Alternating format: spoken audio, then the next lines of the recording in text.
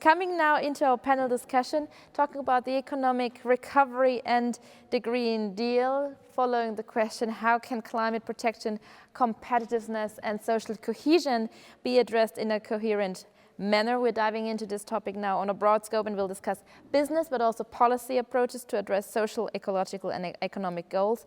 And mainly, of course, it's about to identify how economic competitiveness and climate protection can be combined in the wake of the COVID-19 pandemic, as outlined in our overall guiding question. So I welcome now our panel speakers. With us is the president of the APA, the Portuguese Environment Agency, Nuno Lacasta, is with us today. Thanks for joining, Mr. Lacasta. Thank you. With us also is the Chief Executive Officer at the EFACEC Power Solutions, Angelo Ramalho, is with us. Also, a warm welcome to you. Good morning, everybody. Good morning. Good Sustainability morning. Management at Siemens is organized by Markus Stangmüller, who is with us as well. Mr. Stangmüller. Hello, great pleasure to be here. Good morning, Mr. Stangmüller. And last but not least, the Professor of Macroeconomics and Economic Policy at the University of Mannheim, Professor Tom Krebs, is joining us as well. Yes, hello. Thank you for the invitation. Good morning, Mr. Krebs. Before we head into our discussion, of course, again, to you, the audience in the live stream, maybe you just dialed in, so a warm welcome to you. Thanks for joining us at the German-Portuguese Forum. And of course, the audience, please don't be shy. Of course, we are in a digital space, but there is no room to be shy. Drop us your questions in the chat during the whole discussion so we can collect the questions, and then, of course, we can forward the questions in a minute to our panel speakers. And of course, dear panel discussion participants, the same for you. Don't be shy, otherwise it's just a nice talk. But please don't be shy. Please be engaged in the discussion, and of course, be engaged to previous statements. Although we don't feel each other here in the same room, but of course we do see each other in the digital space. Mr. Krebs, I'd like to start with you dialing into our panel discussion. We were just, of course, seeing the results of the poll and the question. And I'd like to refer to the polling results. So 79% are optimistic, 21% are pessimistic. What is your perspective on that? Are you surprised by these results, or would you agree? Yes, I'm not surprised. I think there's a fair share of optimism going around about giving a push to additional sustainable growth. And I'd like to say a little bit about these policy issues. So I'd like to focus on policy. And in my brief remarks, I'd like to make 3 points. First, and that was already mentioned, and I think that's in everybody's mind, there doesn't need to be a trade-off between economic competitiveness and climate protection. And for example, green public investment, the Green Deal, that's the prime example. Second, I also think the economic crisis is also, from an economic point of view, is the right time to push forward with structural change. In a sense, one argument is that a public investment program is the best fiscal stimulus program. I get back to that. And my third point is, and that has not been mentioned yet, I think, at this conference, but this is always close to my heart. If we want sustainable and inclusive economic growth, emphasis on inclusive, then we have to combine the Green Deal with additional policies that are very important to bring everybody on board and to have everybody to participate. Mr. Krebs, I'd just like to dive into that. You mentioned additional policies are needed. What do you mean with that? Sorry? Well, you were just mentioning that additional policies are needed within the Green Deal framework. So what do you mean with that? Maybe you could give us a little bit more details into that before we... Yeah. So exactly. So the third point, maybe that's the most questionable, so I should start with this, is a point that if we have, for example, if you think of green hydrogen, and so everybody agrees that we want a big push and that the government needs to step in maybe to have a pipeline system to get the green hydrogen, which is produced maybe in Southern Europe or North Africa, even in the long run, through renewable energy, to bring it to Northern Europe. So everybody agrees that will be a big economic growth push. That takes time, but maybe also from a fiscal stimulus point of view, it's the right time to go forward. By the way, as a side remark, I think it should be done within the EU framework, but that will also require bilateral and multilateral agreement between different countries, Germany, France, Portugal, for example, to get the pipelines going from the south to the north. I think within the EU framework, that will be very difficult to get the big push there. That's something we can still discuss. But coming now to my third point, the social policies. And we used to think if we generate enough growth, it will trickle down. And we didn't always call it in the EU trickle down, but everybody will benefit. But now I think we basically know that that's not the case.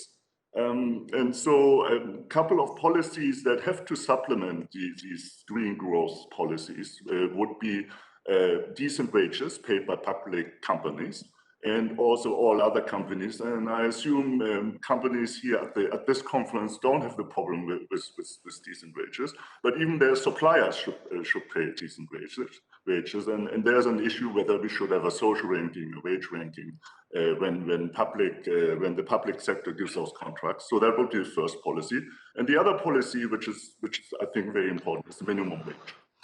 The minimum wage has to be increased in Germany and in some other countries. And there's actually a point for policy coordination, also an economic point to be made.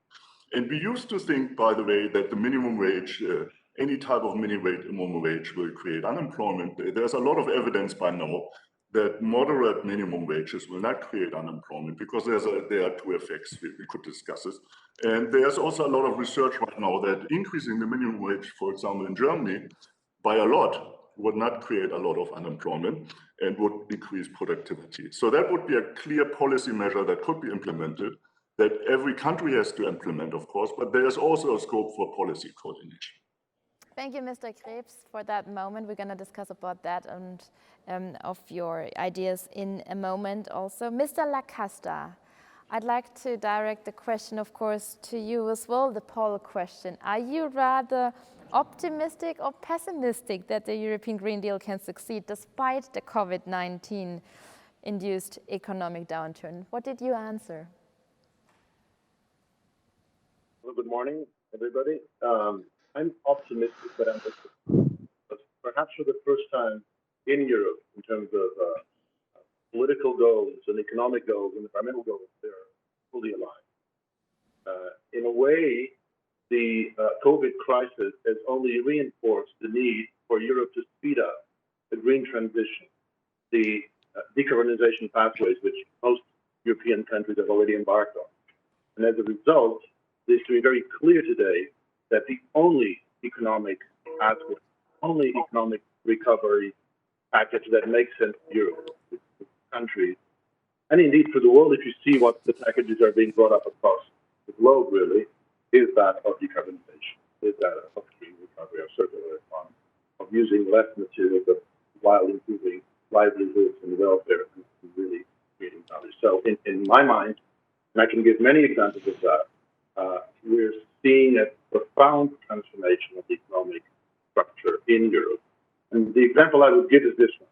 You're seeing in the last 3 to 4 years, major industries rushing towards economic reconversion of industrial processes.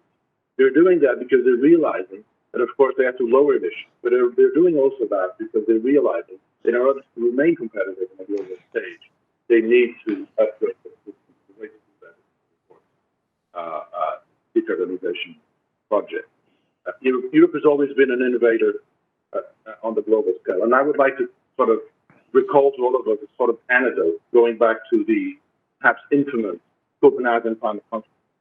At the climate conference, Europeans were very much dismayed that at the time, the United States, India, China sort of got together separately and sort of sidelined the European Union. Well, if you look back to that moment, it was a watershed moment in many regards. What it really meant was that, for instance, China was indirectly telling us all that they were prepping up, they were preparing for, indeed, being a major player on renewable energy production, wind, solar, and that is very much important that we realize in Europe that as we're the bedrock of many of the innovations that will be spread around the world, batteries now coming closer in terms of the green hydrogen, etc. Certainly everything that relates to the industrial value chain. We have here an opportunity to transform our much very, very proactively. So I'm encouraged to see that we can realize that. This commission is, of course, spearheaded that. But it's done that under the backdrop of many member states already having been prepared, or being in the context of preparing for their carbon neutrality. Thank you for that, Mr. Lacaster. Thanks for the moment. We're coming back to you as well. Talking about companies and resilience within economical structures, of course, we have two speakers from companies with us. From the Efficac Power Solutions, we do have Angelo Ramalho with over 25 years of experience in the energy sector. Mr. Ramalho has led companies such as Shell Portugal, Gas de Portugal, Galp Energia, and Alstom. And the question also goes to you, of course, Mr. Ramalho. What measures would you say enable companies to manage sustainability in a more resilient manner, especially in these times? And of course, how do you do it? What is your key to success from your perspective? Good morning. Thank you for the opportunity. Well, it's usual to say that crisis is always a good opportunity. So let's tackle with this crisis and look at it as the opportunity. In my opinion, we are now living a crisis related to the virus, but crises can be common for several reasons. They can be political, they can be business, climate, whatever they can be. So to build on resilience in order to tackle with crisis is very important for a company. And first of all, how can we balance between, for example, short and medium long-term priority? How can we do it? To balance between financial and non-financial goals or challenges, to balance relations between or among diverse shareholders, to balance between environment, social, and economic issues. How can we tackle with all of this stuff in a proper way? And in order to ensure that time goes on and we build on resilience. This will be easier in let's say, in a strategic frame management and with a solid corporate risk management process. It will be easier. So companies must be able to develop systems and ways of working and cooperating with the diverse stakeholders in order to build resilience in a structured way. And if we do so, things will be easier to understand, and it will be easier to find the right answers. Usually, we focus in financial issues. It's easier for us to define KPIs for financial issues. It's not so easy to define and to understand non-financial issues. How can we monitorize it? How can we understand how do they happen and how to control it? The way we do it, it will be our success and in such a complex environment. We understand and we fully agree. We are a 70 years company.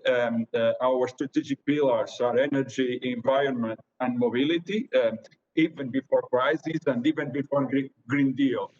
Early in our life, we understood that all these challenges that we are facing are opportunities for us. We are a small, medium company in European terms. So how can we find a way for us to be competitive and to be ahead future and to anticipate. And we understood early that everything related with green, with innovation, with circular economy would be a great or a significant advantage for us. And we are tackling with it. We have several projects and several developments in technology projects and solutions that are a good demonstrator what a medium company in Southern Europe can do, exporting solutions for all over the world. Of course, most of it related with the infrastructures and to develop on infrastructures. But in the very end, I tend to leverage on quality of the living of our citizens, whatever they are, where they are. That's our aim.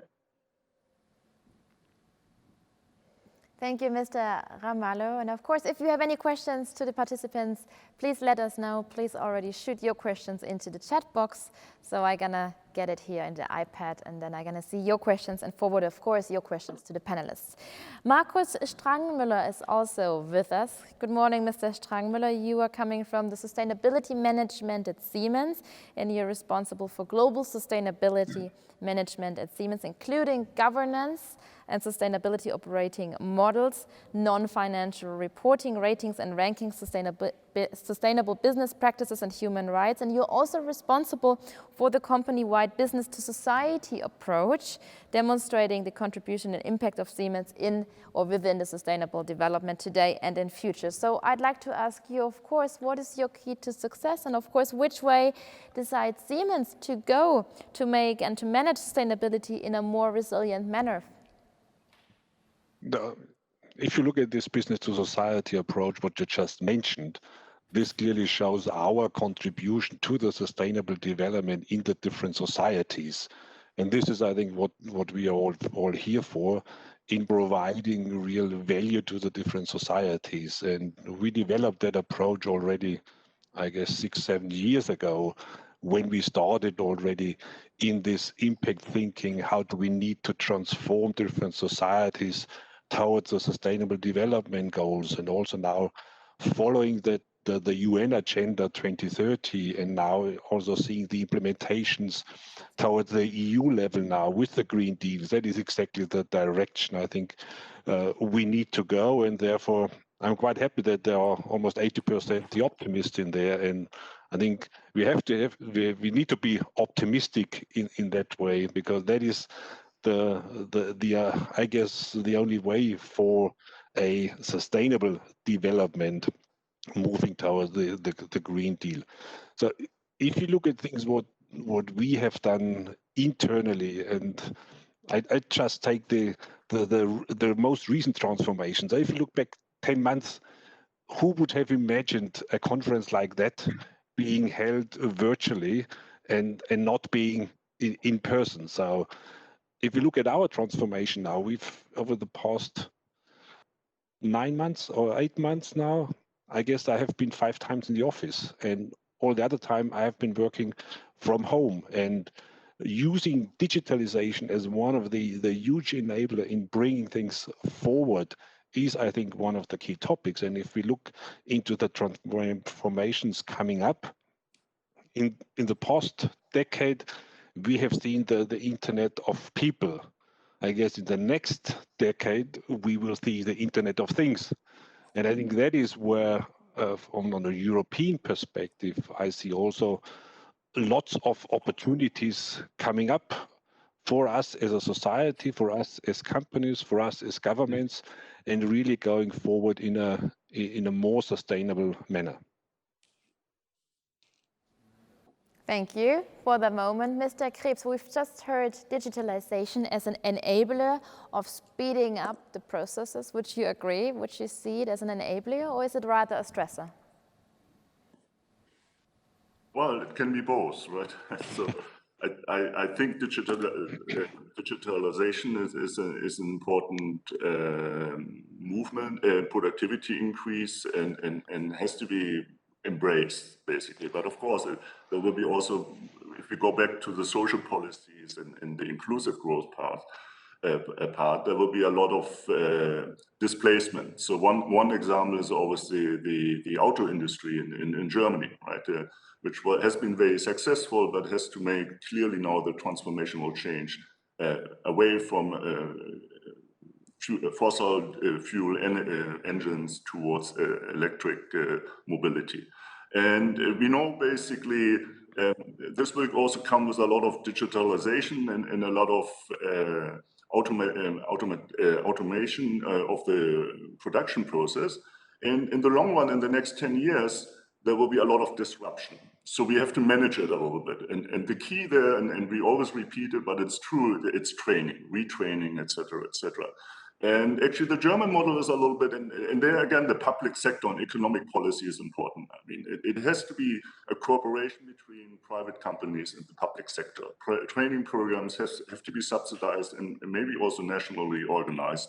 And again, my second point, that the crisis is the opportunity to push ahead, is exactly this point. This is the time when many people in many countries are unemployed. In Germany, we don't have this increase. We have not seen the increase in unemployment, but we have seen an increase or a decrease in working time. People work less now and have the opportunity and the time actually to retrain. And there are a lot of initiatives that are going on, and they will have to do with digitalization and all these things. And there is actually also another issue that is very important, and an economic issue, that whether this process, this transformational process and this retraining process will take place within the company or by reallocating people to other companies. And the German model, which actually has been successful also in the last 20 years, is that we try as long as possible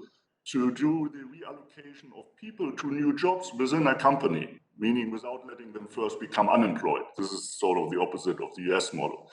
And this is something that will be tried again, and I think that is actually the successful strategy. But there again, it needs a lot of also public policy at the right place, together with the private companies.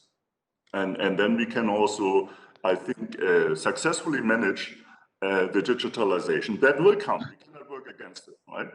And that will actually make lots of jobs disappear, and we just have to make sure that enough jobs are created. By the way, in the auto industry, I know that in the end, even if we successfully manage this transformation, maybe only 70% of those jobs in the auto industry will be left. I understand that.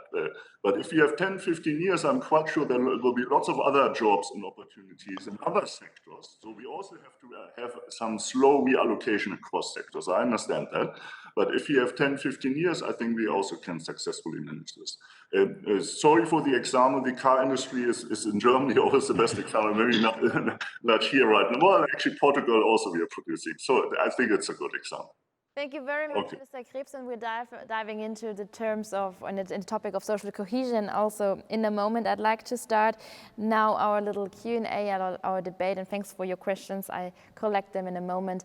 But starting now with climate protection. So Mr. Lacosta, again coming to you now, discussing about digitalization as an enabler, but also as an enabler for climate protection. How would you see it? How can climate protection and of course resource efficiency, including circularity, be translated into a scalable business model for the 21st century, also, of course, having the digitalization in mind? Well, I think that's a very opportune theme, and I would like to first and foremost praise the German president for digitalization at the center stage of our debate. As you may know, during the current presidency, there was a full-fledged debate on the contribution of digitalization to environmental and climate protection, both in terms of pros and cons, opportunities and challenges. That is the theme, of course, also of the incoming German Council. We contribute to that reflection very center stage. One of the typical examples used, of course, is that of, say, online printing. That could be a way of reducing materials through the value chain, and indeed it's one interesting option which we're all seeing growing and growing. The other example we just given is the opportunity that working from home part-time that is, can indeed make a very significant contribution to air quality emissions, and that people will be commuting less, and as a result, without really thinking much about it, and as a result of a crisis, cities, governments across the globe could actually tackle in a very proactive and meaningful way the issue of air quality and urban mobility. Again, it can be done. We've done it as a result of a crisis, and that's just one example. Of course, there are also some challenges going forward. But I think what, again, we need to focus on going forward is looking at synergies between policies. I just gave one example. If we redesign urban commuting, we will be putting less cars on the road. Arguably, we will free up some resources to put more emphasis on public transportation, and we will increase air quality. That will also mean we will need to redesign. One thing which we're realizing as a result of this pandemic is that most of the commercial building companies are already today thinking through what will happen to city centers across the globe as a result of the pandemic, and that a lot of the commercial buildings at the center of the cities on the long term will not be occupied. That may mean that we will redesign cities in order to bring people back to cities.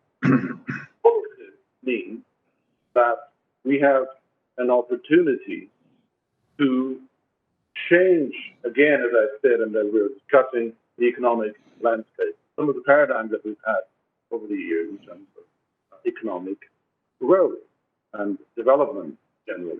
But also, if we start linking with other policies in terms of health policy, clearly we're spending billions and billions of euros every year in terms of health policy regarding air quality. In Europe, every year, there's a staggering number of premature deaths that it's under the radar, really, that occur as a result of poor air quality. In Portugal alone, that number is estimated to 6,000.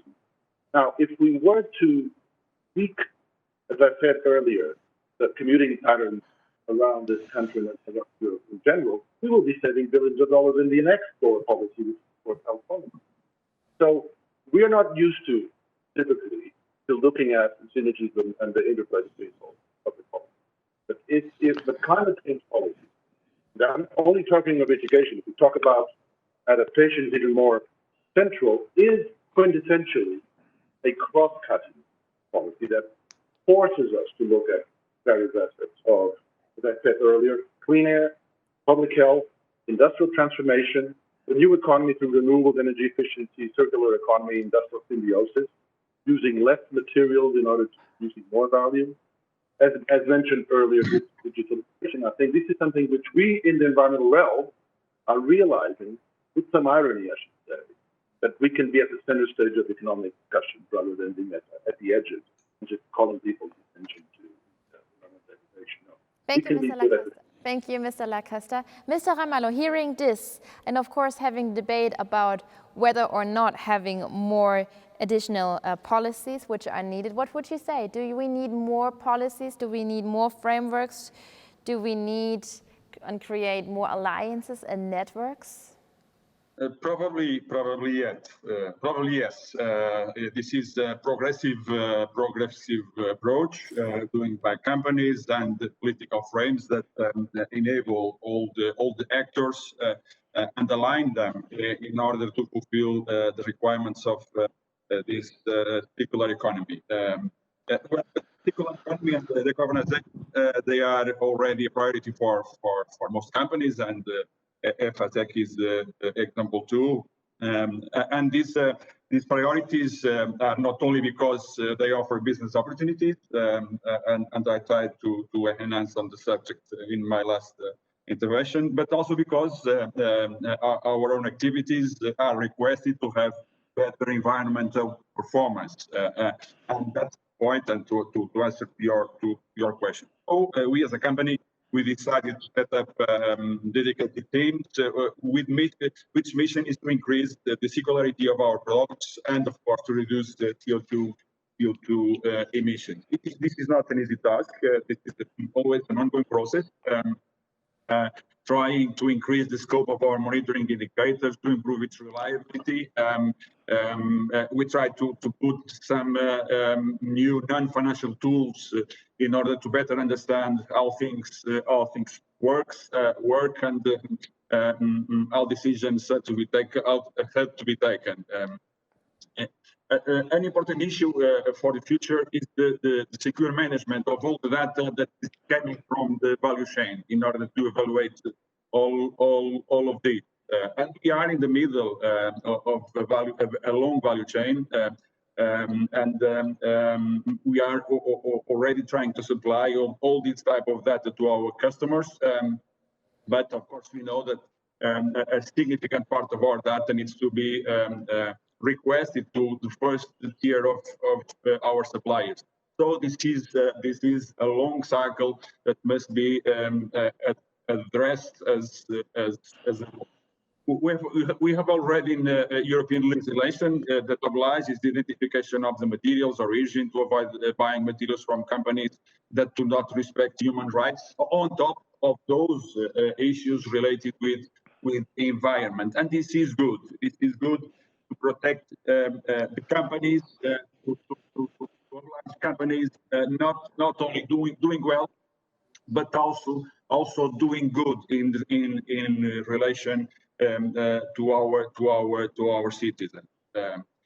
COVID is also causing disturbance on this process, on all these processes. But at the very end, my opinion is that balance will be very positive. Look for now, business level are strong reviews, and of course this is a positive impact in the emissions. There are other negative impacts and we have to address it, but for now we have a very clear one, and we are provoked and obliged by the crisis we are doing well, even if it was not our initiative. So through strong innovation in technology, and of course trying to scale it, through digitalization platforms, through development of new cultures and ways of life, tending to a more, let's say, sharing society, through greener policies complemented by right taxations. That's important. I think we will achieve all these goals, and namely on circularity. How can we be more cooperative in terms of business models,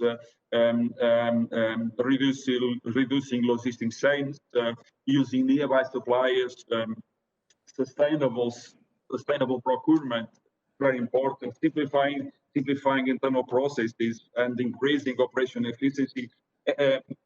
Lots of things that can be done, and they are being done because companies are pushing for their own survival and to tackle with these issues in the way they can do it. Of course, it will be easier if we have more resources to invest in innovation, and namely innovation focused in greener technologies and digitalization platforms as well, as you are asking, on the right policies to value those. And in very end, taxation applied to each product should take into account these degrees of circularity, and to enforce everyone to fulfill to these requirements in order to create resilience and to have a better. And I believe that once again this crisis on this subject will leverage everybody to move forward, and it will be succeeded. I have no doubt. Thank you, Mr. Ramalho. Mr. Strangmüller, I'd like to head to you, of course, as well, talking and discussing about networks, but also about innovations. What would you say? Do we need more or additional policies? Are they needed to create and to foster also innovation in our way forward into a greener future? I think if we look at innovation overall, I think that is definitely one of the key enablers for what we are looking for with a socially just, environmental, restorative, and an economically inclusive future. I think there innovation does play a major role, and this is one of the key roles I think businesses do have. If we look now on the more regulatory side, I think from a business perspective, you need to have some predictability, and you need to know in which direction are we going.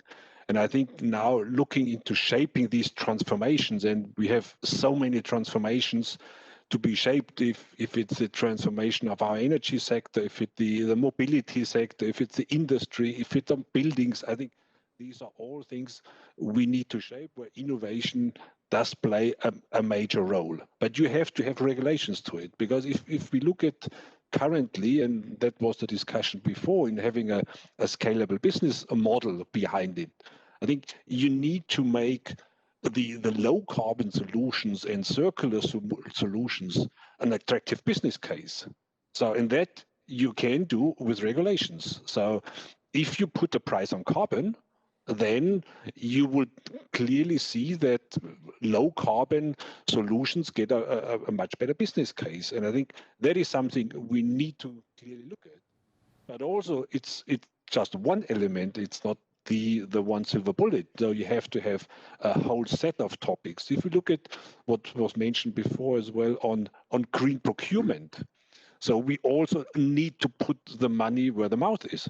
So that is clearly something we need to look in, and that is then again creating a level playing field for all of the providers on solutions towards public procurement. Just take a topic on the building management. So there is so much potential in there if we have the digital twin also being used in the building information models, so that you have buildings being done first created digitally, optimized in that way, and then being built. But that is something, if you put that as a requirement into public procurement, then you get a push into digitalization, you get a push into energy and resource efficiency of buildings and so on. So there is a whole set of topics you need to look at, and you need to, I think, from either look into what are inhibiting systems today to enable a transformation, and what kind of encouraging systems we do need for the future. And I think both topics need to be addressed, because if you have a transformation, in a transformation, there is change, and with change, there are changing situations. So therefore, I think that is something we need to clearly look at also from an EU level, but also on a local level. And then I would like to come back to Mr. Krebs' position before on education. I like to call it empowerment, because I think that is something we clearly need to have from also going forward if we look into empowerment of people in the different regions as well, because we have different challenges in different regions. And for Siemens, as a globally acting company, active in more than 100 countries around the world, you have different challenges in different countries. And just looking at Portugal, there we have almost 3,000 employees, highly qualified, focused also on digital IoT. You have competence centers there. And I think from a company perspective, you need to build up competencies locally in these areas and not just in some specific places. That is all part of a continuous empowerment program in the different areas. And with digitalization, I think there's lots to come over the next decade. And I think empowerment will be a key enabler for that as well. And that does not work from a business perspective alone. I think that is a whole combination of society, governments, and businesses coming together there. Mr. Strangmüller, would you then also agree what Mr. Krebs just said? Of course, fostering, of course, the social policies, which is needed, regards to quoted by Mr. Krebs, and also, of course, fostering the minimum wage. Would you agree on that as well? I think if you look at the decent wages and minimum wages, there are already lots of activities. And I guess, as Mr. Krebs mentioned before, the companies now on the table don't really have the topic. and we are not just looking from that perspective from a company perspective, but we also look into the value chain. So also in our supply chains, we look into the topics of fair wages. And also, if you look at, let's say, challenges you have then in certain countries, that is also where just discussing the Lieferkettengesetz in Germany on the different challenges we have, I think that is also an issue. If we want to bring human rights across the whole globe, it's not just something businesses can do. It is, again, a combination of the politicians, regulations, businesses. A combined effort is needed there to really foster sustainable development. It's not the one party or the other.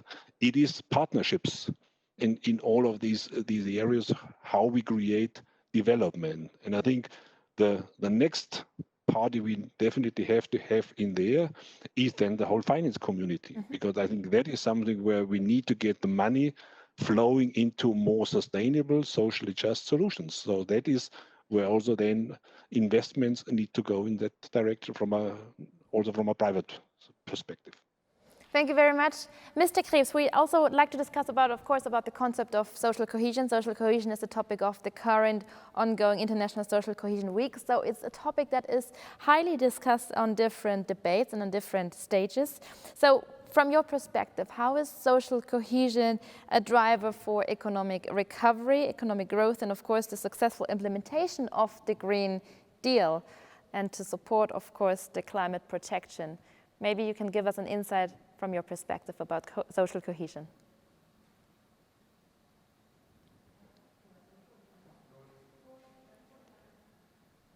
Mr. Krebs? Sorry. We were talking about social cohesion. I don't know if you understood my question. Because sorry, I understood you. I had muted my mic. Great, thank you. Okay. The stage is yours. So social cohesion, I don't think of it necessarily so much in the short run, and I think that's more medium run and long run issue, and an issue of generating long run growth, in a political issue, right? I mean, the political upheaval we've seen in the rise of populism has many reasons, and there are many factors playing in, but clearly economic insecurity in economic inequality in certain dimensions plays also a role. So that's how I more think about it, about the social cohesion part, not necessarily about something that will drive now in the short run, be a big stimulus in the short run. Although I think actually some structural issues we had with economic inequality, I think they are more clearly seen in recessions, right? When maybe the economically weak suffer a lot, etc. And so that already that maybe increases the political will to push forward some social policy. So in that sense, the crisis is still an opportunity, a political opportunity to push forward policies maybe, or that before the crisis had no political majority. I mean, just think of the health sector and the wages received by people working in the health industry, and not the doctors, but everybody else. And so the big discussion in Germany, I mean, that these people were very important during the COVID crisis, and right now still, and why are they getting paid what they're getting paid? So I think there's a political opportunity to push it. But otherwise, I'm thinking of fair wages, good wages, and high productivity jobs as something that's very good in the long run.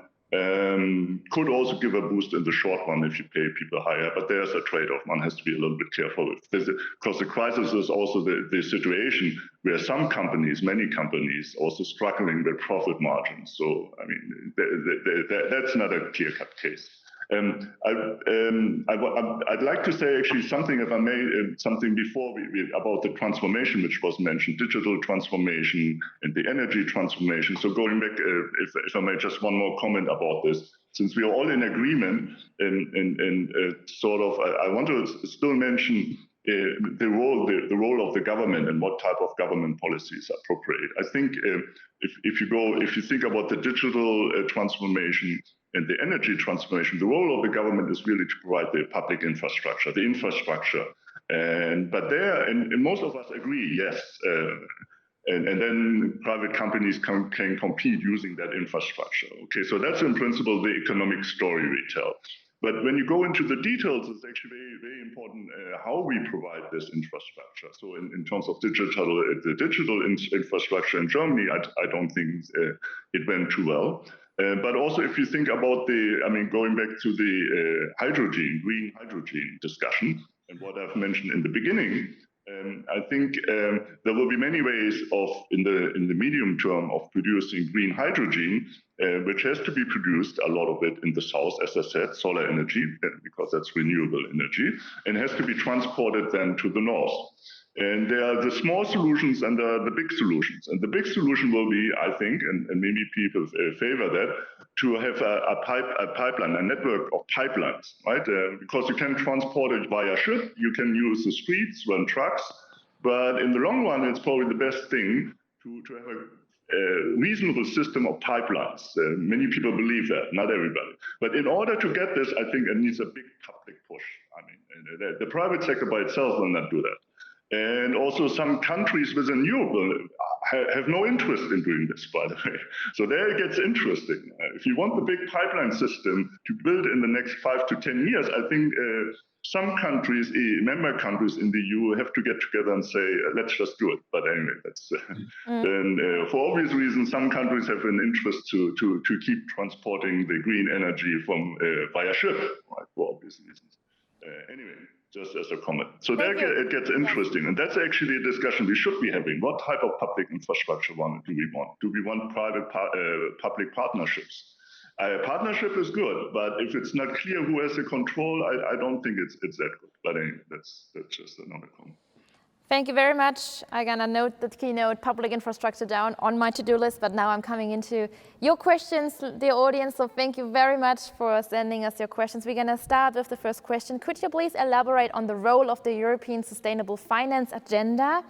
Can the EU taxonomy in particular boost the Green Deal, and can it steer financial markets and companies into a greener and onto a greener path? So I'd like to start with Mr. Lacaster, and then we go on. Mr. Lacaster, could you please elaborate on the role of the European Sustainable Finance Agenda? Can the EU taxonomy in particular boost the Green Deal? How's your answer to that? The short answer is yes.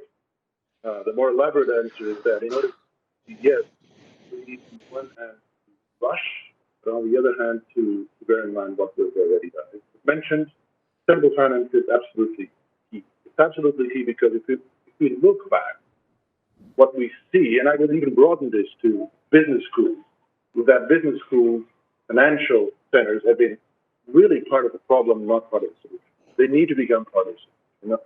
The first way for them to start becoming part of the solution, indeed, and again, Europe led, was through this taxonomy. The taxonomy means that we're beginning to mainstream into the financial sector some of the key definitions and some of the key aspects pertaining to particularly climate neutrality, decarbonization, and increasingly also climate adaptation. In other words, folks, financing projects in the future must really be able to account for, say, the climate change risks of that project going forward. If you're building an infrastructure and if that infrastructure is going to be flooded, you need to be careful about the money you spend in that infrastructure. On the other hand, well, we want to make sure that as you finance projects going forward, that you're really putting your money into projects which will foster economic recovery, which will foster green transition. So this is sort of a shorthand for sustainable finance. Now, this is the next thing we need to start doing, indeed, is to start working with financial institutions, with multilateral banks, and again, the European Union right on that. Earmarking European public funds to 30%, at least 30% climate, is absolutely vital in this regard, because the dragging effect of the European Union public funding is such that will start changing the landscape. In addition to that, I think this also sort of ties to carbon pricing, as I mentioned earlier. again, everything is linked here. Indeed, the history of climate policy in Europe is such that when we did not carbon price appropriately, when carbon prices in the European ETF prices were, generally speaking, below 20 euros a ton, people didn't stop using coal. As soon as prices started going up, you had the price signal there, people started switching to natural gas, and more recently also to renewable energy. This is not the end. So going forward, carbon pricing is also another tool to changing people's behavior, and in order for also the financial sector start putting their money through transfer here onto friendly projects. So I think it's a very important tool that we need to enhance, and in fact, we need to make sure that, for instance, now with the new U.S. administration, Europe and the U.S. work together towards climate financing principles as well. Thank you, Mr. Lacaster. Coming to you, Mr. Ramalho, also the question goes to you. Can the EU taxonomy in particular boost the Green Deal? And of course, can it steer financial markets and companies like yours onto a greener path? Okay, thank you. Trying to be pragmatic, I believe that Europe must lead and support some initiatives, of course, strong initiatives. One of the roles should be to support and approve the right environmental investments in infrastructures. Infrastructures are needed, smart infrastructures are needed. The other critical point is to ensure well-planned environment restriction. Those two restrictions and conduce the right investment to the right on the right side and in the right direction. And there are lots of potential environmental investments in renewables, in electric mobility, in smart buildings, in energy management, in digitalisation, waste treatment. And I'm just synthesizing things where FASEC is involved. There are many other things that can be leveraged. For example, the concept of smart cities in what its infrastructural component must be and have room for improvement in terms of development, in transportation, or in other types of infrastructures that must be financed and must move quickly in order for us to fulfill environmental targets.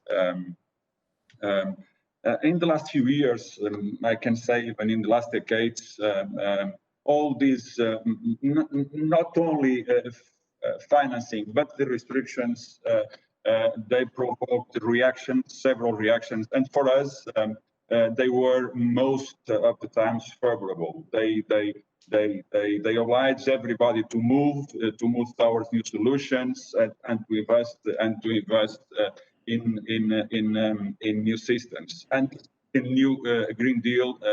Based in cut of emissions being a restrictions, it's an enabler, and it's pushy for science technology companies to find solutions. So let's finance it. Let's finance it. And innovation at the scale is needed, and it's not possible without strong financial contribution from EU, as well as defining the most adequate framework for enlarged trans-European cooperation. It is not only a issue of a company or even a country, is a trans-European subject. So Europe must leverage among companies, R&D institutes, universities, as well as society and people from different regions and social classes. This is an overall movement that must be dynamized and well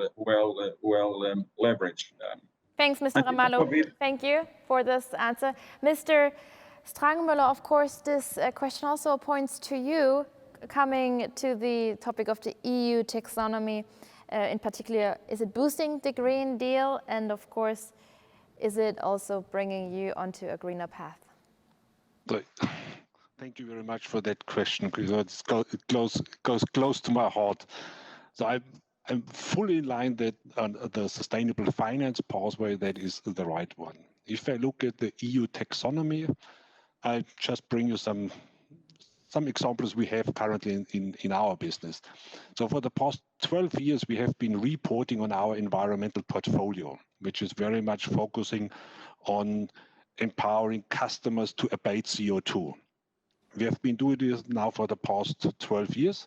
And currently, we are looking into the EU taxonomy. What does that mean? So at the moment, if you look at the EU taxonomy, it's just looking at green. There are 6 criteria defined, all looking into green, not into the broader aspects of SDGs, but it's focusing on the green part. If you look at the 6 parameters, there are currently the first 2 defined, that's climate change adaptation and climate change mitigation. There is now a paper available, almost 600 pages, in describing all the different kind of solutions where you can now define if your portfolio qualifies for EU taxonomy compliance. But why are we doing that? So we are now going through the different portfolio elements and evaluating that one. So what does it mean now, let's say, to our healthcare portfolio? Our healthcare portfolio does not qualify for the EU taxonomy. Is that now a bad portfolio or is it a good portfolio? How should an investor look into these parts? If a company has only 20% or 30% of its portfolio linked to the or EU taxonomy compliant, is that good or bad? I don't see a real shift in that one, that investors would then put the money into these areas. And is it then the right decision? I think we need to look into what I mentioned before, in looking into what are the real levers into making investments or low carbon investment a business case.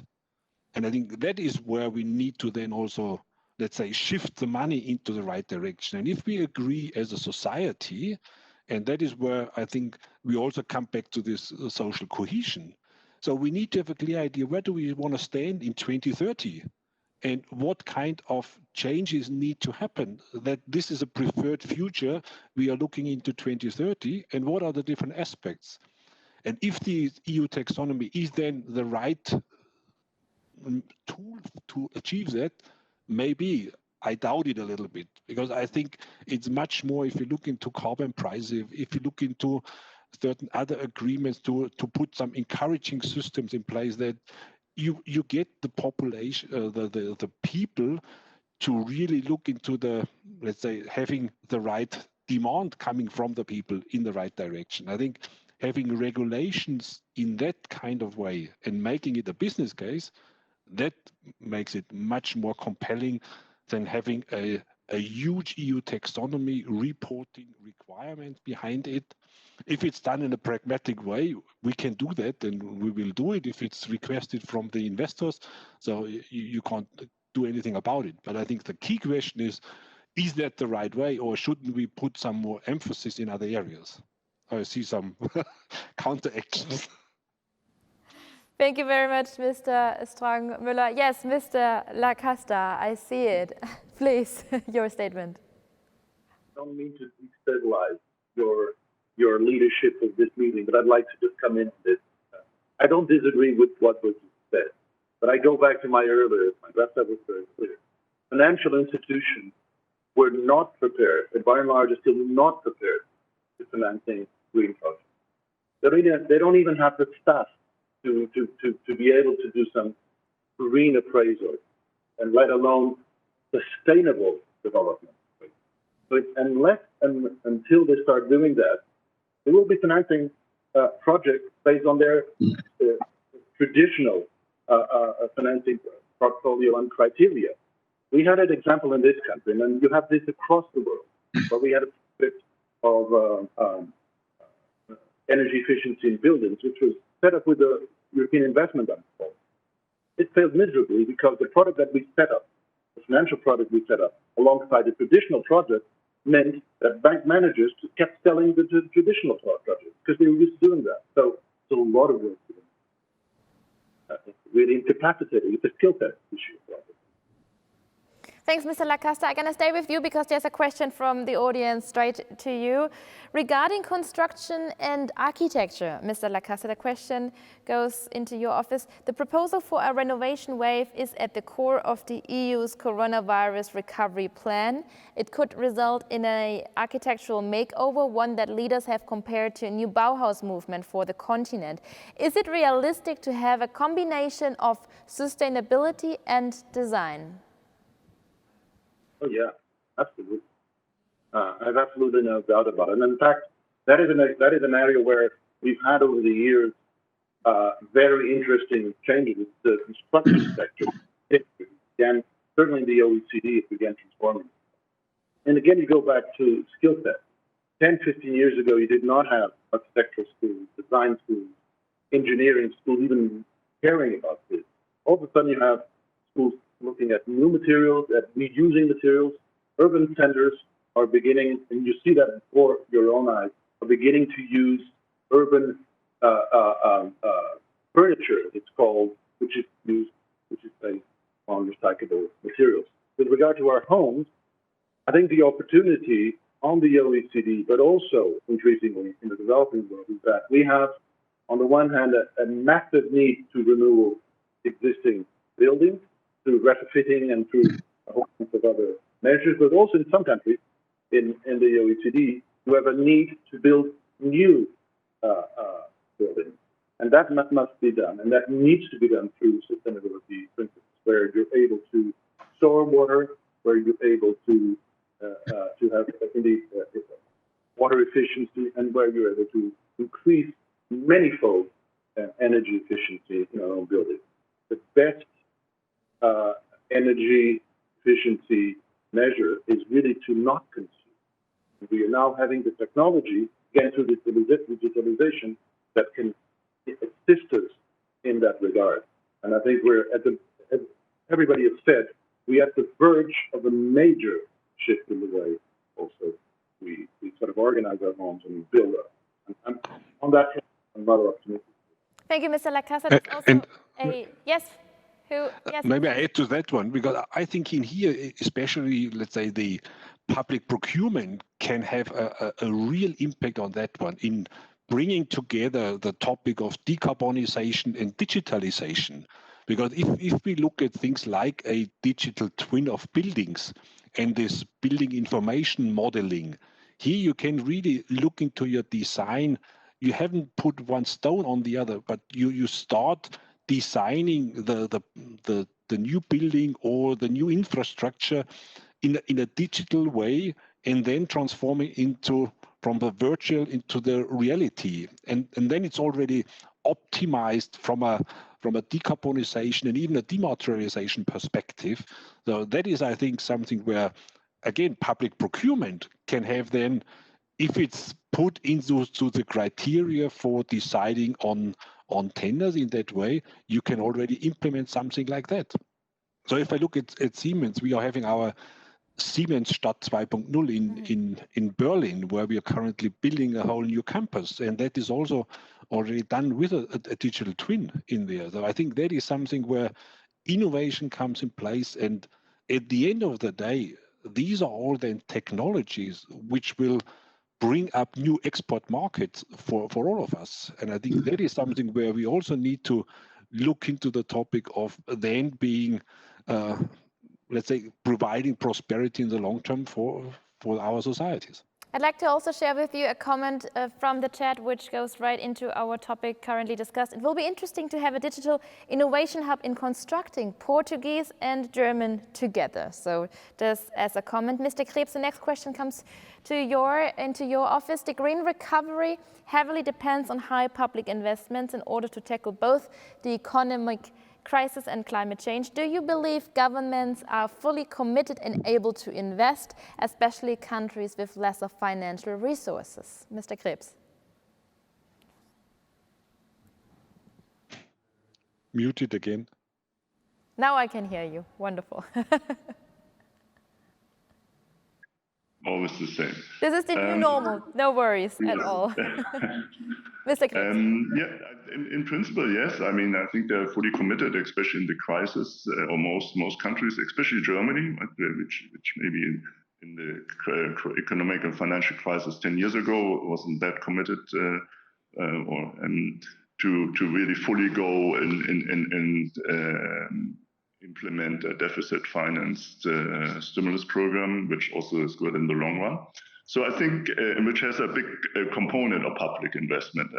If you look, for example, at the German stimulus program, which I criticized a little bit for having too many consumption measures and too little investment measures, right? I mean, if you think about that program, how much was stimulating consumption, private consumption, and how much was about stimulating public investment or private investment, then I thought actually it could have been a little bit more on the public investment side, but in retrospect, I think I was a little bit too critical. So bottom line is, I think everybody is in principle agreeing that we should push forward, and public infrastructure investment is a very important push and impulse that has to be given.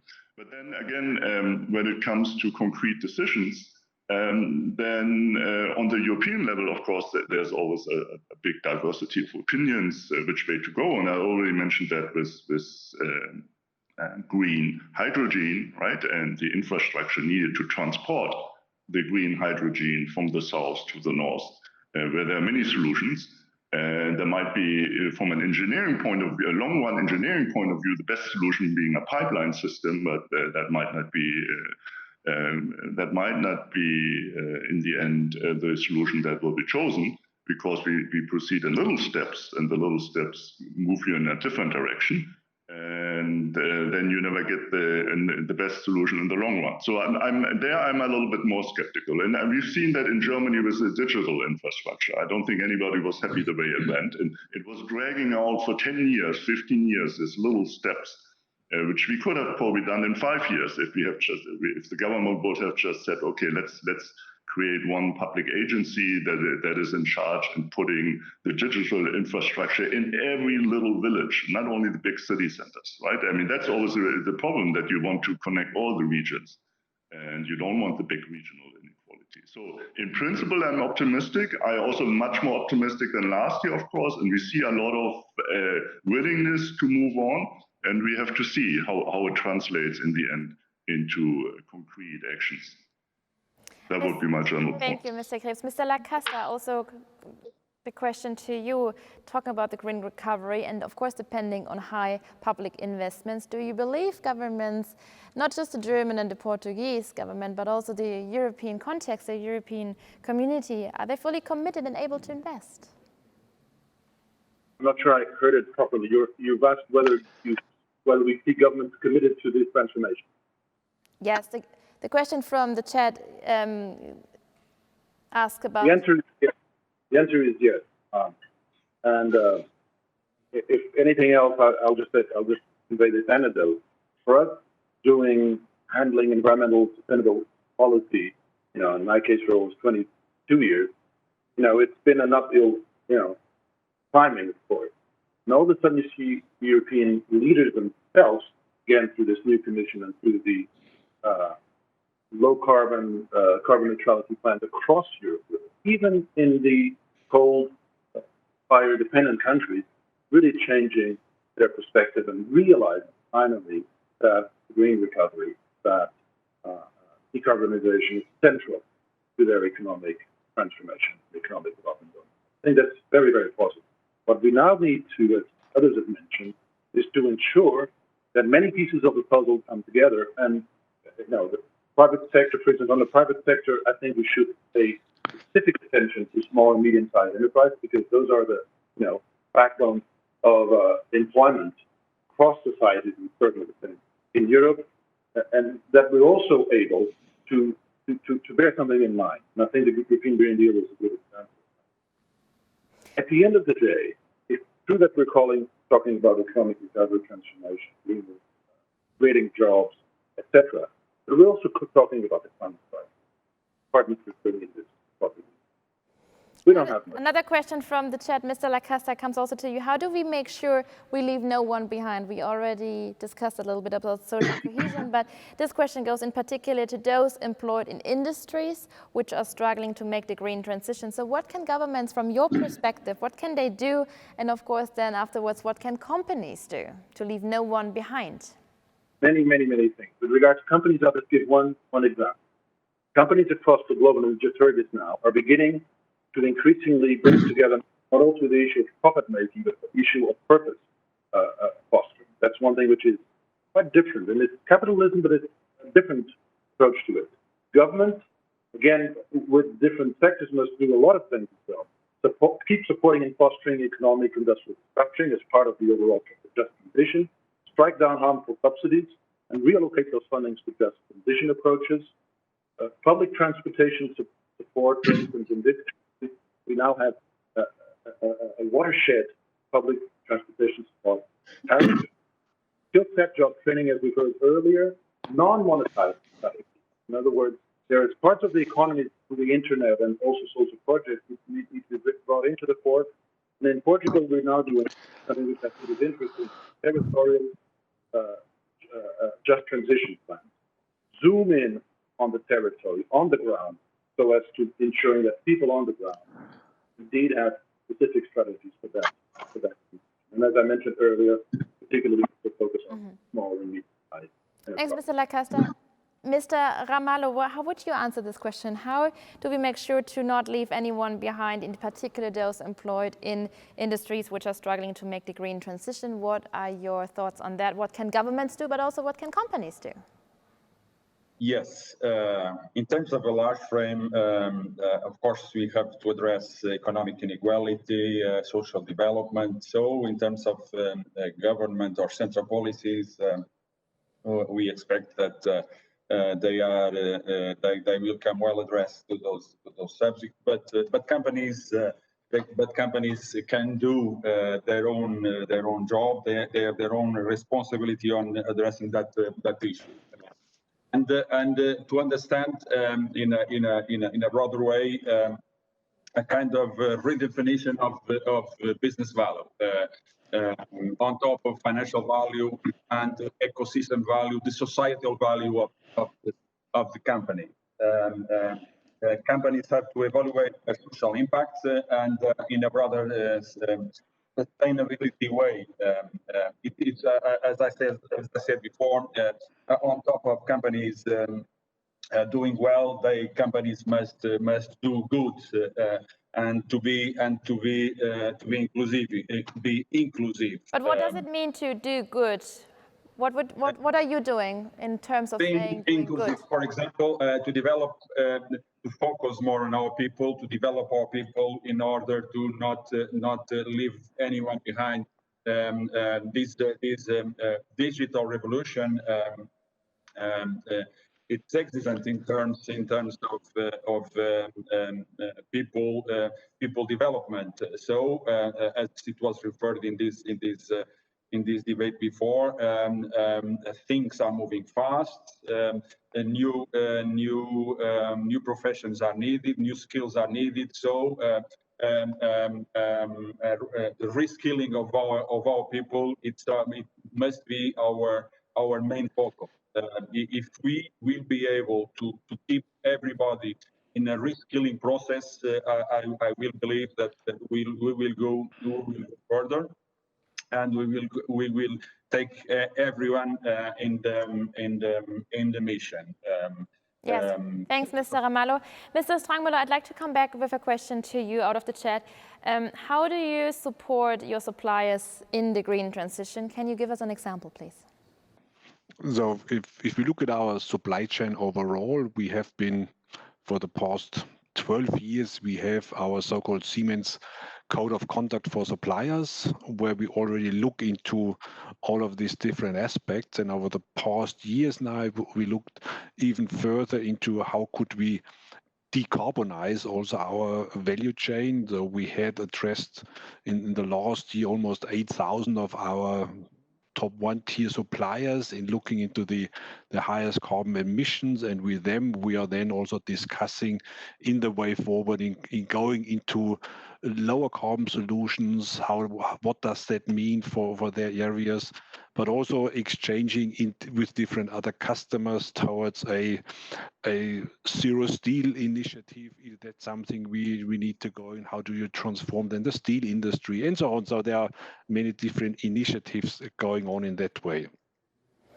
But I would also like to come back to the question before, because I think that's really something important for me with leaving no one behind. And I would like to put that into two words. The one is perspective and the other one is empowerment.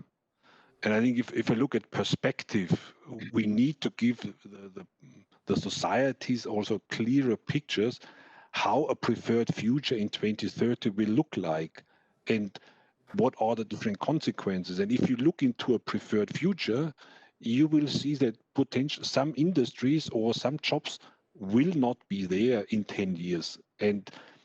But you need to take the people on that pathway, that you show a perspective in a future, let's say a preferred future.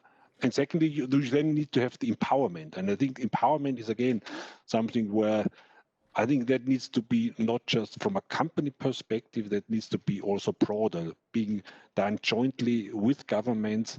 So from our side, for example, we have some competence centers on mobility, on digitalization, on the industrial IoT in Portugal. From our perspective, there are competence centers they are already set up and get further developed. But on the other hand, you need to go even further so that you also potentially bring new skills into the areas and empower the people and also transform them into the new way of doing work also in the future. And I think with this topic of giving a perspective and empowering together, I think that is something where I believe that will be a strong push forward also for social cohesion and leaving no one behind. Thank you, Mr. Strangmüller. I'd like to invite you now as a last round of Tour de Table, because we just have 2 minutes left. Give me one hashtag, please, to following question out of the chat, which is a beautiful question. What is the most surprising lesson learned from the fallout of the COVID pandemic so far for you? So what keyword would you share with us concerning the question, what is the most surprising lesson learned from the fallout of the COVID pandemic so far? Mr. Lacaster, I'd like to start with you. What's your hashtag? I have 2 words: coming together. Thank you, Mr. Lacaster. Mr. Krebs, what is your hashtag concerning the lessons learned? Almost the same, but an NLP cooperation. That surprised us all, that people can cooperate more than we thought. Mr. Ramalho? Resilience. We are more resilient than we expected. So let's move forward. Thank you. And Mr. Strangmüller? I would do it. We can do it. Thank you very much. Thanks for joining this discussion. Thanks for our first panel discussion. It's a digital applause to all of you. And thanks, of course, the audience for your questions that we collected. Thanks for your insights and outlining your perspectives, of course. And we digest the answers now in a little coffee break. We are back in the studio and in the live stream at 11:30. So it's a 15-minute break for all of us. I see you soon. Thanks.